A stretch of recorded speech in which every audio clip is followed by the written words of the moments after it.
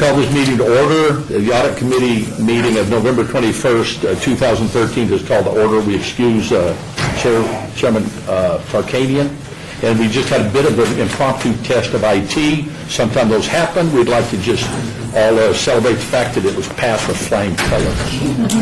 Kudos to the City of Las Vegas. We know how to do things. This meeting has been properly noticed and posted in compliance with the open meeting law. Public comment during this portion of the agenda must be limited to matters on the agenda for action. If you wish to be heard, come forward and give your name for the record. The amount of discussion as well as the amount of time any single speaker is allowed may be limited. Hearing no one step forward, for possible action, we have the approval of the final minutes by reference of the Audit Oversight Committee of August the 22nd, 2013. And those were given to us all in advance. Are there corrections or additions? I will now entertain a motion for approval. I'll make a motion to approve the minutes. All in favor? Aye. Aye. Any opposed? Thank you. We have a discussion on the quarterly meeting dates for calendar year 2014 that have been submitted to the members in advance. Purpose of this is to establish the audit committee dates for 2014. It's required to be established during the fourth quarterly meeting of the preceding year. The slide I think we have shows the dates: January 16th, April 10th, July 17th, and October 16th. Are there any input on that? I'd like to make a comment. Those dates are, I believe, the second Thursday after quarter end, which does make it somewhat challenging for people in industry with the quarterly filings and that being due on those dates. So that's one consideration I'd like to put out there. We're required to bring this to you at this time, but if you would like us to work on getting some alternative dates that might work better into everybody's calendar, we can try that. We kind of run into some. In fact, the reason they moved to 10:30 to 12:30 is because of a conflict actually with this room. So there's quite a few things we have to try to juggle. But if you would like us to have another look at that, we can do that. We could do that, or we could try one and see the first one, see how it, and then change it later. I think, I'm not trying to put words in your mouth, but I think that your schedule, it's just, that's just the way it works, right? Yeah, it's pretty jam-packed on those dates, but we can definitely put it, that we can give it a shot and see how work pans out. So what the committee would like us to do, we'll be glad to do. Yes, Mr. Chairman, if I might suggest we have other meeting rooms with, electronic equipment in them. Was there an effort to make, I know on the southern floor we could accommodate this group. Reverend Bridges, City Clerk.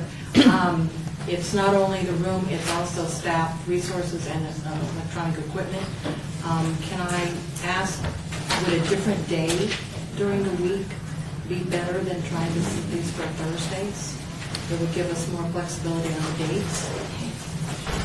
All days, as far as for myself, would be fine. It's more the timing in the month and the month itself. So if it was a later month in the or later in the month, that would probably be easier to facilitate. So you're saying to maybe shift it 1 month to February, May, August, and November? That would make all the world of difference, yes. We can, if you'd like us to work on this some more, we'll come back with another proposal. See if we can maybe find a time that might work better for everybody. Great. Okay. So move that to a discussion item for further clarity. Thank you. We'll now go to the general report by the city auditor, Mr. Snelling. Thank you, Mr. Vice Chairman. The audits and the projects that we're working on are listed on the board there. Currently, HR safety and liability programs is being done by Phil Marmorowski, and that's in the planning stages. Admin services, the emergency management grant is being done by Gary Phillips. That's also in the planning stage. Finance fixed assets is being done by Nancy Beatty, and that's in the planning stage also. PRNS, control classification of approval of overtime, is being done by Brian Smith, and that's in the reporting phase. PRNS, controls over deposits, is being done by Gary Phillips, and that's in the reporting stage. The Hanson contract review is being done by Brian Smith, and that's in planning. Software audit, fire and rescue, is by Phil Marmorowski. That's actually in the reporting stage. Software audit, leisure services, is also being done by Phil Marmorowski, and that's in the reporting phase. That, Mr. Vice Chairman, that concludes my report. Questions or discussion?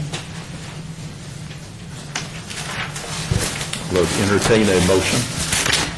I'll move to accept the report of Mr. Snowden. All in favor? Aye. Any opposed? Thank you. Now report for possible action regarding the update of the audit of leisure services. Nancy Beatty, I believe, was the lead auditor. Oh, excuse me, you're supposed to say that, not me. Well, I'll be glad to say it if you'd like me to. Actually, if you remember, this is a report that, two reports you asked us to bring back on a continuing basis.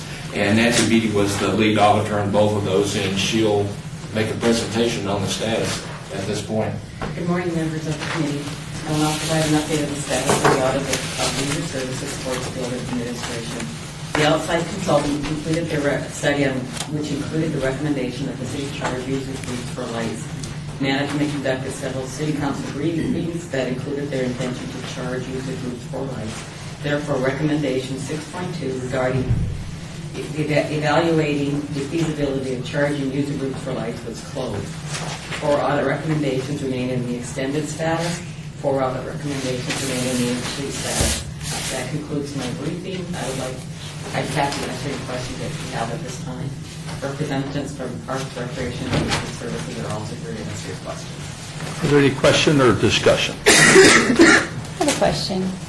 I know we visit this every meeting. Are the 4 remaining items getting closer to being complete? Are they?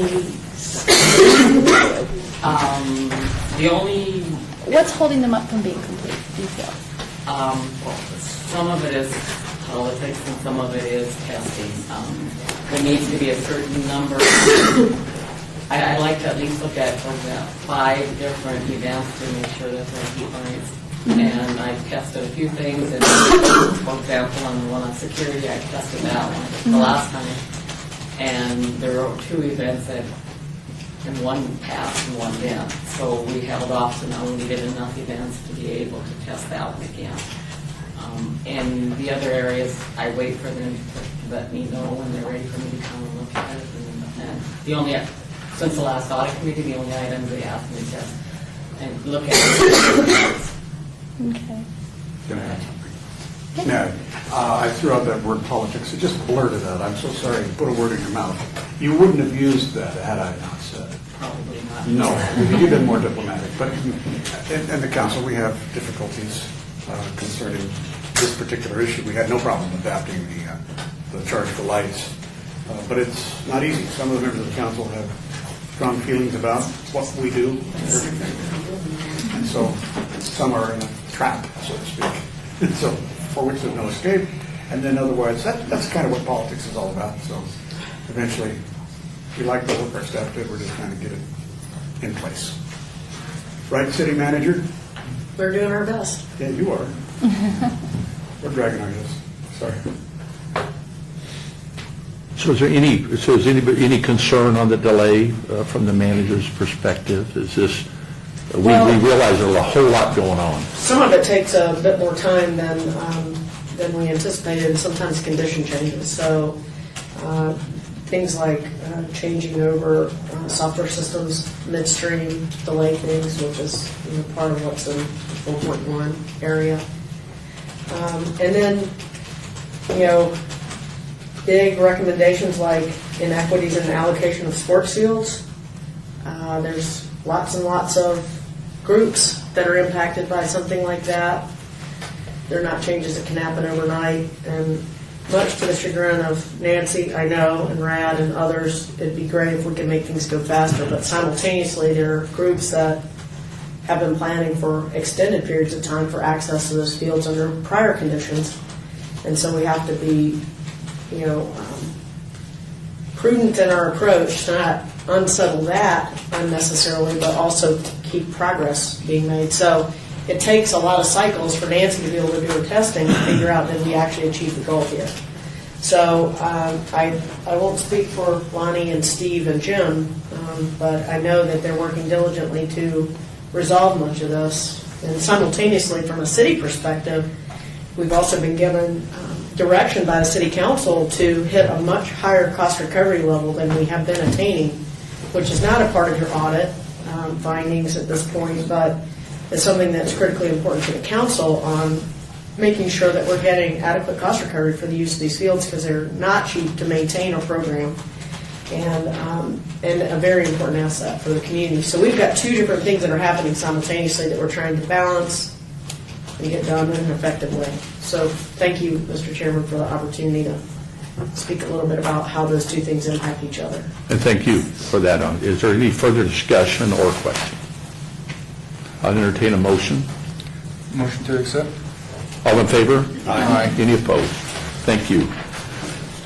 Discussion, now the annual audit recommendation follow-up for the follow-up of June 30. Thank you, Mr. Vice Chairman. Audits are completed by the City Auditor's Office and contain findings that indicate a condition that requires corrective action. Recommendations are made to address those circumstances to either to eliminate or mitigate the condition that's noted. Management at the time of the report is asked to come up with a plan of action and also to give a timetable for when that would be done or when that should be complete.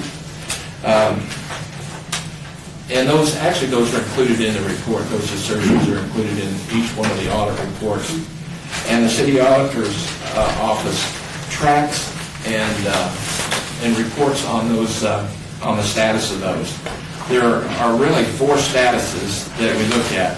The first one is complete, and that means that the recommendation has been implemented or some other action has been taken that effectively corrects the deficiency, or other circumstances may have come up that make it no longer applicable. The second one is incomplete. That means that the recommendation or the recommendation has not been implemented. The third is not due, which based on this particular report on June 30th, 2013, that meant that the due date was after that date. And fourth is extended. The recommendation has not been implemented due to circumstances beyond the department's control. Much of the benefit of audit work is not in findings that are reported or recommendations made, but in their effective resolution. City management is responsible for implementing recommendations and making corrections. This follow-up is a process that should help management fulfill that responsibility. An audit recommendation stays either incomplete, extended, or not due until city management completes the recommendation or some other corrective action and notifies the City Auditor's Office, which would include forwarding applicable documentary evidence.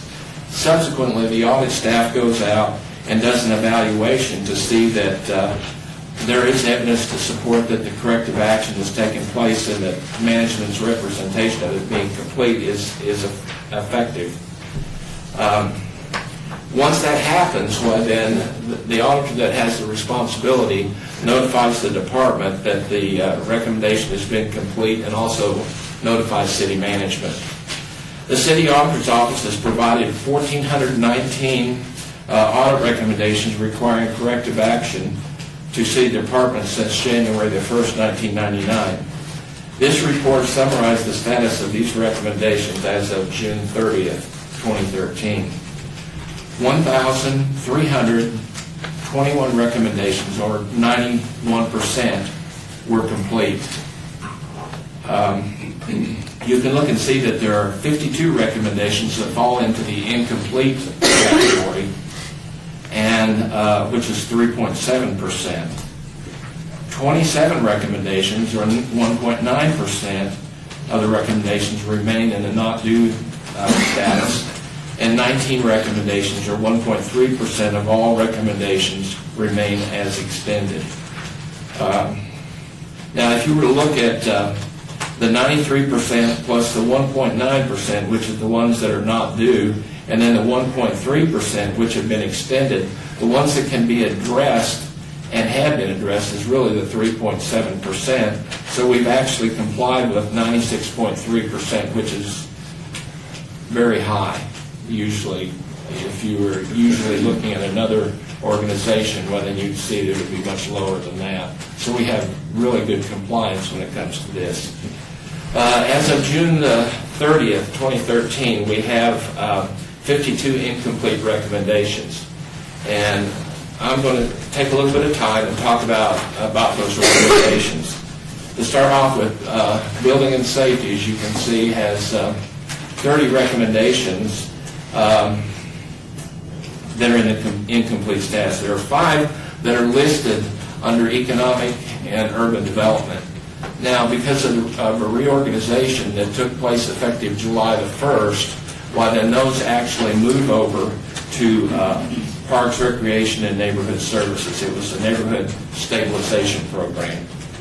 8 were in municipal court, 2 in operations and maintenance, 5 in Parks, Recreation, and Neighborhood Services, and 1 in planning and 1 in public works.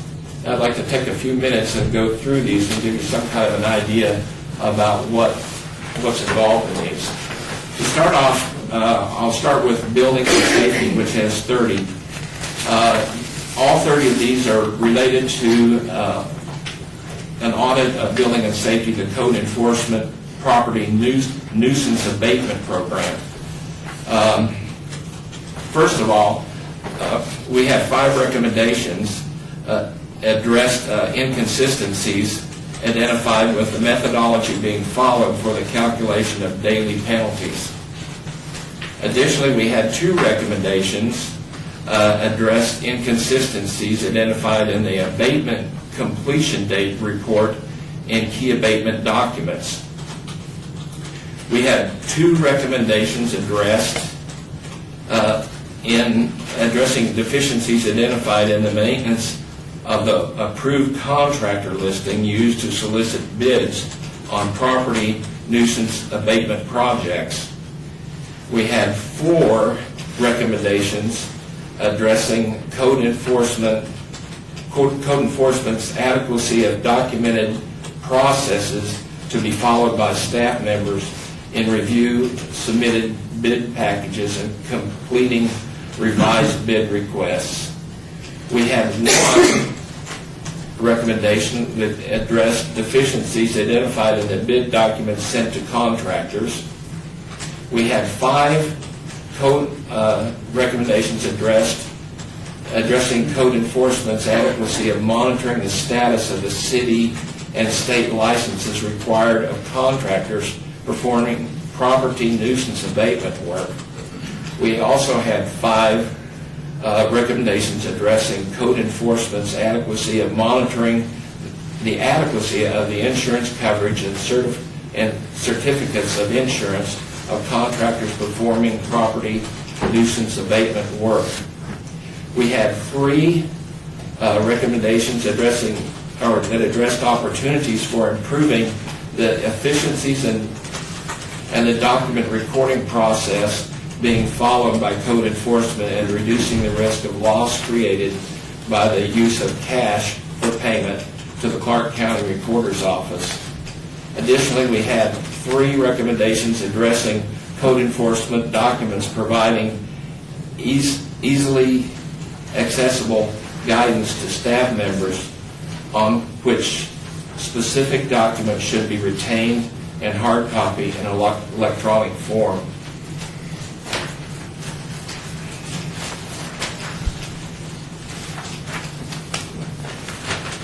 In municipal courts, we had 8 recommendations that were incomplete at the end of last fiscal year. The first one had to do with procedures performed in minimum accounting standards checklist for the Nevada courts. It was recommendation 1.9, which this particular finding relates to booking an adjustment to the bail register from the legacy system. This is incomplete at this time, waiting for that booking adjustment. The additional 7 findings were related to the audit of the municipal court work program, and all 7 of those had been completed subsequent to the end of the fiscal year. In operations and maintenance, we had 2 recommendations related to the audit of sanitary sewer system maintenance section. The first one is recommendation number 2, spill reporting requirements. This recommendation addresses the creation of documented policies and procedures giving direction to the employees on how to comply with the spill reporting policy. And the second one is number 10, standard operating procedures, and this recommendation addresses the creation of documented standard operating procedures for the 3 primary functions to enhance management oversight, improve staff accountability, provide orientation and reference material for staff, and document the institutional knowledge of existing staff in case of employee turnover or extended absence. Both of these recommendations are incomplete. They're waiting on the completion and implementation of the procedures. The next area is Parks, Recreation, and Neighborhood Services, and as I said, there's 10, 5 coming from the being transferred from it's audit of economic development. The first 5 we've already discussed.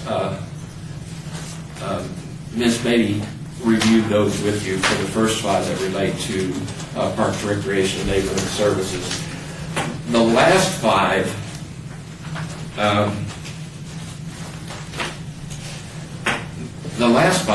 have to do with the Neighborhood Stabilization Program. The status is complete on 4.1 and 7.1, leaving only 3 left, which is 8.1. And this recommendation addresses contract disclosure requirements, and then 2 in housing contract insurance requirements, and that would be 11.1 and 11.2. The planning department had 1, but that has been cleared since subsequent to that is now complete subsequent to the end of the fiscal year, which leaves 1 issue related to public works, the audit of public works, traffic, engineering, field operations, and this particular recommendation addresses annual fiscal inventory counts, and that one is incomplete at this point. This concludes my report. Representatives from each of the departments are present if the committee has any questions. Thank you. Other questions or discussion? Mr. Chairman, Yes. if I might just take up the very last point on Public Works. The annual physical inventory count, that is something that is in a state of flux. We have been working for the last 2 years since I came on board as, frankly, a person with an accounting education but no practice. Someone who recognized that we needed to do a better job of accounting for our physical assets. I think that everything has been turned upside down on those numbers that might come out of something like that. It may not be complete for quite a while simply because we never knew how incomplete it was. That in fact we had billions more in assets that we didn't quite have in hand. And the reason I asked for the study, I know that one of the first things I addressed with the city manager was that, do we know what we own? Do we know what our asset values are and how fast they depreciate? Because we're way behind on tax revenue. And for a long time, not everything was counted, but it wasn't considered to be countable. You just sort of replace it when you need to. And the city's been falling behind. I wanted to know how far we fell behind. For example, I think that the first cursory count of assets was about $4 billion 2 years ago, and now it's increased to, I don't know, 6 or 7 billion. And it's not because they weren't there or weren't counted for. They were always known to be there. It's just that as members of the council, we needed to know what we really have in terms of value, because everything is depreciating. And if we can't know what we're depreciating, we can't know how much to spend to replace it. Simple as that. And I think we're getting there. The city manager's been very good at providing the staff, beating them to death to get these things done. But it's taken a long time, which could make it very hard to complete a certain recommendation. It may very well be that that's what's holding things up from Cervantes and other staff member of Public Works.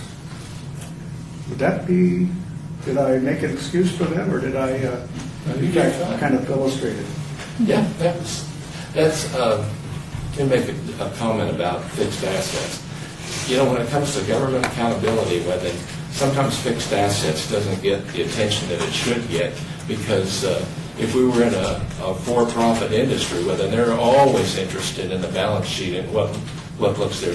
Well, when it comes to government, I don't think we pay as much attention to it as we probably should.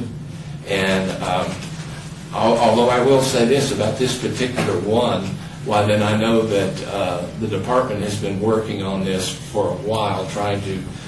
Our recommendation on this particular one asked them to do an evaluation of inventory to include evaluation of the adequacy of inventory levels and the identification of any unusual trends or irregularities. And their plan was to incorporate that type of an effort into the annual inventory and make adjustments with what their particular procedures are. So they have, I know they have been working on that one. Okay. Did I cloud the intellect of anybody on the committee with my insertion into that? I mean, I want to make sure that everybody understood what the council's after now, so that they understand it's something that probably makes your heart beat faster, knowing that we want to know what we own and how fast it ages. Yeah, you're talking about these folks in the accounting business and me working for a firm that sells accounting services, and it's always good to have the knowledge of exactly what you start with. With the accounting rules that government has being different in some ways from the accounting that we use in the private sector, we're constantly seeing inadequacies, and people try to deal with it. So I appreciate the comment. All right, thank you. Other discussion or questions? Mr. Snelling, I just have one, and it's kind of a general question. You speak about the fact that the overwhelming majority are being cleared in a timely manner. And of course, of the 95%, et cetera, we're moving through them. My question is there any incompleteness that causes you pain because it isn't being cleared? And I give one example being the on page 9, 1.9, the adjustment to the bill register for the legacy system. To me, in the accounting business, and I'm not an accountant, to book and I was in the banking business for 30 years, so to book an item, the next time something comes up, people say, okay, did you book it? When did you book it?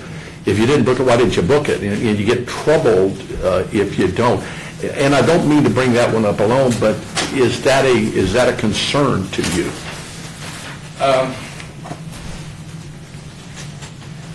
I believe that's probably the oldest one that we have in the incomplete status, and I know this has been a lot of work that's gone into this, and I might defer to the department and let them talk to you about.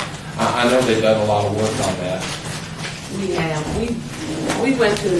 My name is Pam Jefferson, Las Vegas Municipal Court, and we went through a new case management system. And prior to that, it was difficult to reconcile because we did not have reports through the mainframe system. We brought over 1,000 of cases, and 25% of them we had recognized that there is an issue.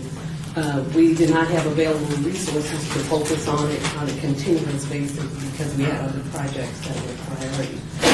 We have managed to go live with our IVR, which is interactive voicemail, as well as the web, which freed up the resources to focus continuously on this until the entry is performed. What we have done is, from the day we've gone live to current, we reconcile daily on it, so that's been consistent. The issue is the historical research.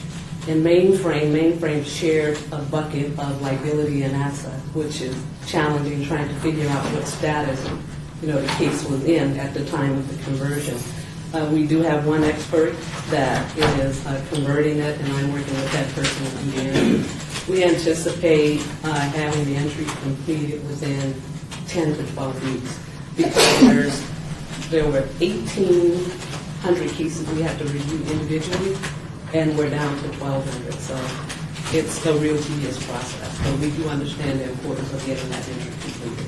Thank you so much for that. And in light of the fact that you covered all your other ones, we know you folks are in that department are very, very, very cooperative with the staff. Thank you so much.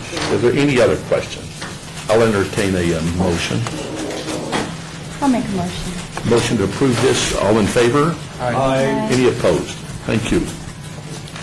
Let's see if I'm in the right place now. Are we on page 12? Yes. Discuss for possible action on the audit of municipal court subpoena witness fee fund. Mr. Snelding? Thank you, Mr. Vice Chairman. Gary Phillips was the lead auditor on this audit, and he'll give this report. Morning, Audit Committee members. The audit of the municipal court subpoena witness fee fund or witness fund fee. Subpoena witnesses receive $25 plus mileage for a period at the municipal court. The city attorney's office initiates the process when the deputy city attorney signs the subpoena, enters the bar number, and dates it. The witness is directed to a dedicated window where a municipal court clerk pays the witness in cash. The witness fee is overseen by the Financial Services Division. There is several findings in this audit. The first was in the fund balance difference, witness fee payment process, and deficiencies in court management system deficiencies. And finding one, the fund balance was overstated by $100, which was corrected during this audit, and funds and possessions of other entities need to be periodically reconciled to ensure the funds are in balance. And fund limits, the amount of funds that they have, should be periodically reviewed to see if they are sufficient for the current operation. Finding two, the witness fee payment process deficiencies. An independent reconciliation of what the city attorney's office approved for payment to actual payments made by the municipal court needs to be accomplished. Also recommended that a photo ID of the witness should be required to ensure that the witness is properly identified. And finding three, the court management system deficiencies. Payments for witnesses are not built into the court management system for end-of-day balancing, so the clerk needs to force balance that amount of payments each day. And the system does not capture witness addresses, and the system edit should be enhanced to ensure the extract reports can be generated. Management has already begun to implement many of these recommendations to the findings. This concludes my report. Are there any questions? Thank you, Mr. Phillips. Are there questions or discussion? Question. Paul. Thank you.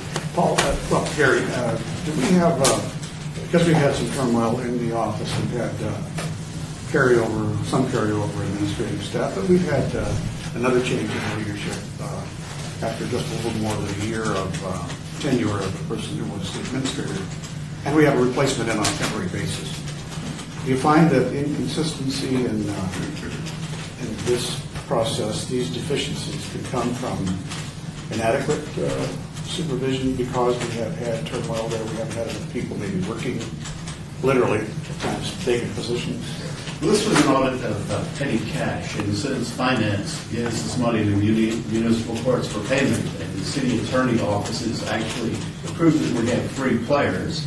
So what we're trying to do is just take up controls, because there have been other issues within muni courts where funds have been manipulated. So we just wanted to make sure that this particular fund, being so big, had a little bit more internal controls built into it.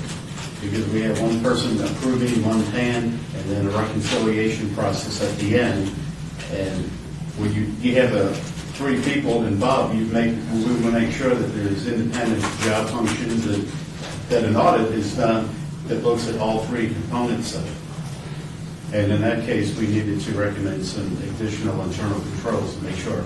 As far as your question, I don't think it's a management issue. I think it's just being proactive and trying to make sure that the city really watches over their cash. And since this is a cash fund, it has a lot of vulnerability to it. Issue. I know it's not easy working there because, each judge is an elected official. It feels that every employee works for them individually. And so they're being pulled in different directions and maybe being told to take this and pay that quickly. Pay it quick. Like now and yesterday, I forget the paperwork. I mean, that can happen. Paperwork can come later, get it done. This person needs the money. I suspect that happens. Would you agree that there's maybe something going on there where you have a situation where you've got people just telling staff to do something and that's why you find some deficiencies? No, definitely. Yeah. Okay. Because there always is that division of authority. We don't know. Some of them, they ought to be working for the city manager, but in a way, they're told they're working for the judge. It's not an easy place to work. Is that fair, city manager? Well, they work for the municipal court administrator, who is directly responsible to the judges in that situation. And you, though. Well, there's a bit of a nexus there that I think we have a really strong working relationship that allows the city to bring strength to the municipal court through our processes, and that helps inform some of their decisions. And so I look at it more as a partnership than a direct accountability or reporting relationship. And that's been tested in the courts. So, it really, a lot of this really relies on the judges, the municipal court administrator to ensure that the accounting standards are followed so that we don't create risk for the city, because at the end of the day, the city still pays the bill. And we're the one that makes recommendations to the city council for funding of the municipal court function. And so far so good. That's worked pretty well. And I hope we can continue that productive relationship. Well, based on what we read in the paper about the district attorneys accounting for these things, it's hard to tell. It looks like we're better off. Well, the thing is, I think Rad mentioned this, we're very compliant, and, I guess I probably wouldn't say people jump up and down and say, yay, here comes Nancy. But, we recognize the value of having outside, an outside look at what we're doing, so that we can continue to fine-tune things, and so that if there is something going on that needs to be adjusted, we have that. I think it's healthy, and so I think we've been very beneficial. We've had a lot of benefit come out of the conversations, which Brad was alluding to in his earlier presentation, about what are we doing, why are we doing it, is it compliant, can we make it better? And I think that's a good thing for our organization. And I think the court recognizes that too, because they participate fully in these audits as well. So I think it's a good thing. Yes, The court system, as the courts know well, they come under the purview of the state, and they're required to have evaluations done. They do self-evaluations, and I think it's every third year. Every third year they have to have an outside party do that. So they do get quite a bit of scrutiny as far as whether they're following the correct procedures. That first finding that we talked about that was addressed just a moment ago is one of the results of an audit we did. We actually did, I think, two, or did we do three? Brian? I think we've done three. Okay. We supplied that outside review on a number of occasions, and this particular one that Gary's working on here, the thing that caught our eye on this one was the fact that there were so many different entities involved in it. We just wanted to make sure that there was adequate controls, and so that's what we concentrated on that. Generally, anytime you have anytime you have cash, and there's lots of cash in the court system, well, then you're going to have, there is the possibility for problems. And I think everybody who handles a lot of cash, whether, I guess our two largest areas are probably the courts and leisure services, are they're going to have problems. Even with good controls, they're going to have problems. So I think everybody gets on this. Everybody jumps into action when we have a problem and works on it. But there is quite a bit of purview that goes over it. Thank you. Other further discussion or questions? Yes. Because it is cash, how large is this fund on a day-to-day basis or annually? $67,000 a year. It's not as big as counties, but it's sizable for cash. Thank you. I'll entertain a motion. Move to accept. All in favor? Aye. Any opposed? Next discussion on the audit of the Office of Cultural Affairs Historic Fifth Street School Facility Rentals. Mr. Snelling. Thank you, Mr. Vice Chairman. Nancy Beatty was the lead auditor on this audit, and she will give a report. The City Auditor's Office completed an audit of the Fifth Street School facility rental process. The Office of Cultural Affairs oversees the operation of the Fifth Street School. One of the services provided is the rental of many of the common areas of the facility as noted on the slide. The objective of the audit was to verify whether appropriate management controls were in place for the facility rental process. I'd like to give you a brief overview of the audit finding. Audit procedures found that there's a lack of segregation of duties in that an employee independent of Fifth Street School does not verify that payments were received for facility rentals. Certain processes were not in compliance with the city's cash handling procedures, which included not changing the safe combination, depositing receipts within 24 hours, and endorsing checks upon receipt. The Cultural Affairs Manager does not verify that funds were received prior to approving a refund request. Audit procedures show that rental deposits, payments, and refunds were not posted to the correct general ledger account codes.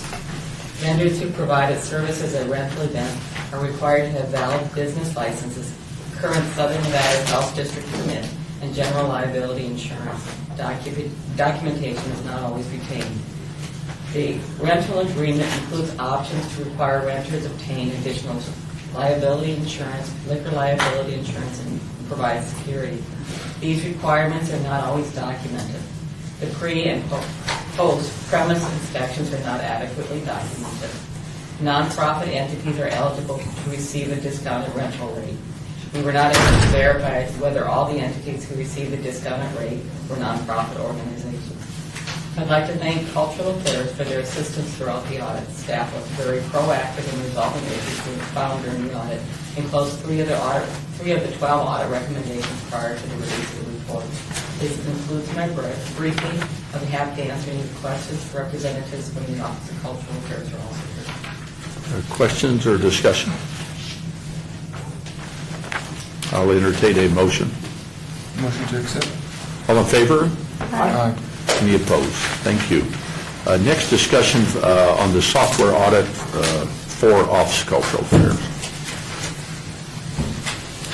Thank you, Mr. Vice Chairman. Philip Armorowski was the lead auditor on this audit, and he'll give us his report. Philip Armorowski, City Auditor. The City Audit Office completed the software audit for the Office of Cultural Affairs. City software audit management is a two-part operation to prevent the installation of any unauthorized software, which is personal, freeware, or shareware, and secondly, to have and maintain control over authorized business software. The increasing availability of illegal software online has made it even more difficult to manage software effectively. The scope of this audit was limited to the review of current software installed on selected computers assigned to the Office of Cultural Affairs personnel and to identify violations of established software policies and procedures. Here is an overview of the audit findings. 7 non-business software programs were found on the computers in the Office of Cultural Affairs. Management has removed these programs and informed the employees of city policy. 4 unauthorized business software programs were found. The problem is that there is not any documented proof about the origins of the installed programs which have a valid business use.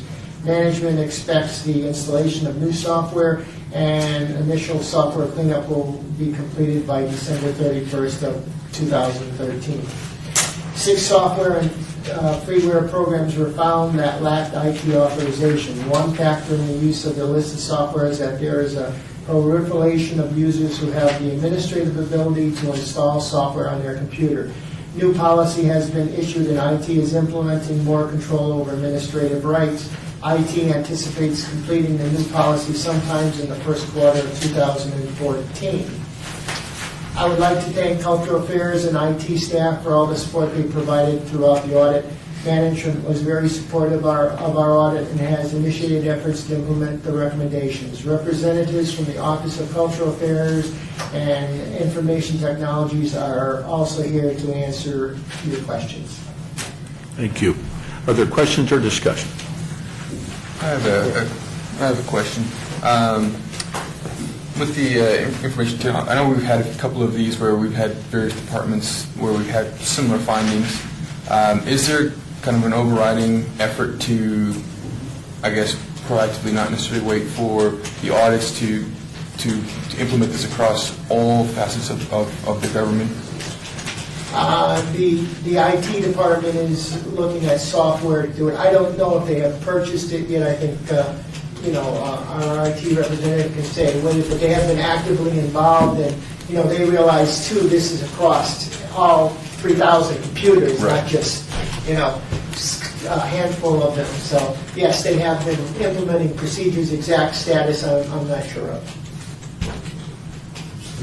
Steve Martin with the Information Technology Department. So yes, with the last audit, we looked at this enterprise-wide, and we did come up with some comprehensive responses, 3 specific responses and actions. Newer and better management and controls that we're in the process of implementing, acquiring and implementing to wit a software package that will help us with that. That we hope to have in by the end of this calendar year. And then some of the policy changes and efforts, and those are already in hand. There's a policy draft that we changed that better controls who has administrative access. It narrows it greatly on who's able to install software on these computers, and that should help stem the tide. And we think that as these audits continue, we'll see fewer and fewer findings. Okay. Thank you. Thank you. Paul. Yes. Same person. Thank you very much for coming up. No, I'm still going to ask you a Pardon. question. You may not have the answer. How much have we paid in penalties to software vendors, manufacturers, and so on because of these things? To my knowledge, none, because we do a true-up every year on licensing. So we do an accounting in that fashion, so that we know that, for example, Microsoft, every year we work with them and we partner with them to make sure that we have a true and proper accounting of the licenses that we've deployed. Same thing for Adobe and some of the other big deployments that we have. Okay. Because Joe was nodding behind you that we didn't really owe any, apparently, money to anybody. Is that fair to say? No, there hasn't ever been there's always been software audits and true-ups on an annual basis, but the heavy hitters, for those that... So we get rid of it before we incur penalties. Well, actually, we have partnerships with the vendors who provide the software for those. By the way, Joe Marcelo, Director of Information Technology. We have continual annual audits with those folks and true-up on an annual basis. So what Steve was telling you about the Infor software, the Microsoft software, Oracle, and the like, wherever it is global, it's enterprise-wide, and there is significant investment, those are, there's that level of partnership.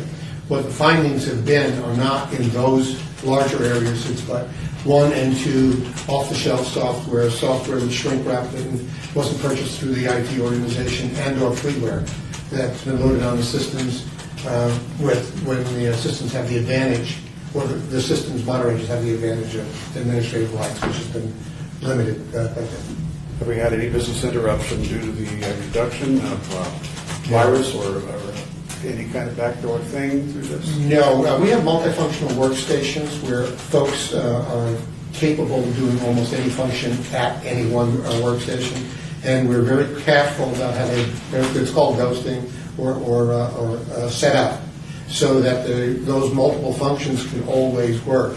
Any other software that's been introduced didn't have that level of integration that would have affected it. And on a continuous basis. Again, we monitor. One of the things that's been mentioned is that there's a software that's a little bit more comprehensive that we would like to buy that's over and above what we can do back room with the utilities out of Microsoft. So that's really where we're going to go, is one step further and be able to not only look, but eliminate, without having to interrupt the systems themselves. And still not only monitor, but but manage, so that those kinds of issues don't occur. Will that be in the FY14 budget request from you? No, actually, it's going to happen in 13. Okay, all right. Thank you. Thank you, Mr. Chair. Thank you, both of you. Thank you. Yes, Mr. Snelly? As you well know, the fines for software piracy are extremely high. And one thing that, as Mr. Martin and Mr. Marcella talked about it, whether we do have an active program, and our audits are just a tiny part of that active program that they have. But there is consideration given. If we were to be turned in and they were to come in and check and find out that we did have some programs that we didn't pay for that are here illegally, why then the fact that we have a program in place and that we're actively working on those mitigates our situation. So, like I said, we're just a small part of that program, but we do have that in place and that is working. We, at the state, when I was with the state, we had a lot of times we had to pay some penalties because of the lack of supervision. That's just one thing to think about. Joe Marcella. I chair the Governor's Information Technology Advisory Board for the state.